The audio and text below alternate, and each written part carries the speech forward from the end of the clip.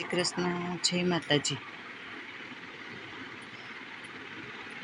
आसान नहीं होता किसी प्रतिभाशाली स्त्री से प्रेम करना, क्योंकि उसे पसंद नहीं होती जी हुजूरी, झुकती नहीं वो कभी जब तक न हो रिश्तों में प्रेम की भावना।